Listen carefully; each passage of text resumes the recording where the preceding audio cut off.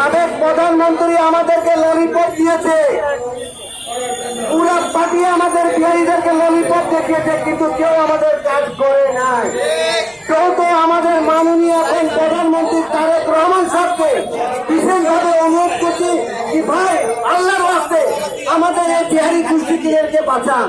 আর যে বিহারি যেখানে আছে তাদের বাসন করে, ছেলে মেয়েদেরকে লেখাপড়া করার সুযোগ দেন, চাকরির সুযোগ দেন, কেউ তো নাইলে আমাদের এই কুস্তি বিনাশ হয়ে যাবে।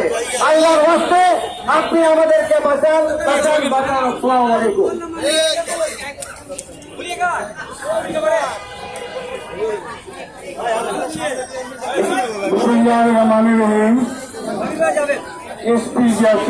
কেন্দ্রীয় কমিটির পক্ষ থেকে মিরপুর 10, 11, 12 আতঙ্কি নারায়ণগঞ্জ যে উপস্থিতি এখানে আছেন তাদেরকে আমরা ধন্যবাদ জ্ঞাপন করি।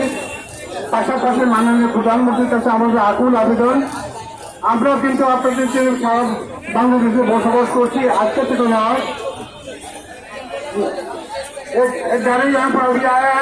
স্বাগতম জানাই কাবিল বালিকা। তো আমরা যদি এখানে 1947 থেকে মাইগ্রেট করে আমরা পূর্ব পাকিস্তানে ছিলাম, এখন এটা বাংলাদেশ হয়ে গেছে। আমরা সবাই এনআইডি দিয়েছি এবং ট্রেনিতে থাকতেছি। আমাদের সমাজে কে দেখবে? আমরা তো ভোট দেই, আমরা ভোট প্রয়োগ করি এবং একজনকে পাঠায় আমাদের বক্তব্য রাখার জন্য। তাই আপনার কাছে অনুরোধ, আগামী নারায়ণগঞ্জ প্রথমে নারায়ণগঞ্জ আছে 8 বছর আগে, 10 বছর আগে জোরপূর্বকভাবে উচ্ছেদ হবে, জোরপূর্বক। এবং এখন আদর্শকে এইভাবে অবস্থা করা হচ্ছে যে সেখান থেকে মানুষ সেখান থেকে বেরিয়ে হয়ে চলে যাবে। পরবর্তীতে আমাদের মোহাম্মদপুর, মিরপুর 10 নম্বর, 11 নম্বর, 12 নম্বর সেখানে যদি অবস্থাহীনকালে আমাদের জন্য অনেক সমস্যা হয়ে গেছে। এগুলো কে দেখবে?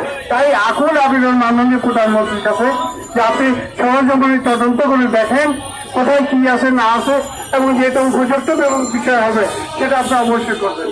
কখনো ছোট ছোট মেয়েকে হত্যা করা হচ্ছে, কোথাও যেন ঘর বাড়ি যেন নিশ্চিত করছে, কোথাও যেন পানির ব্যবস্থা নাই, কোথাও যেন বিদ্যুতের ব্যবস্থা নাই।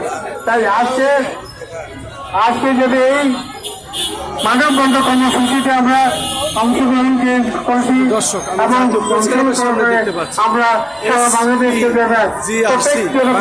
পার্টি বিশেষ করে আমাদের আইন সমস্যা আছে তাদেরকে আমরা জানিয়েছি আমাদের কি করা হবে।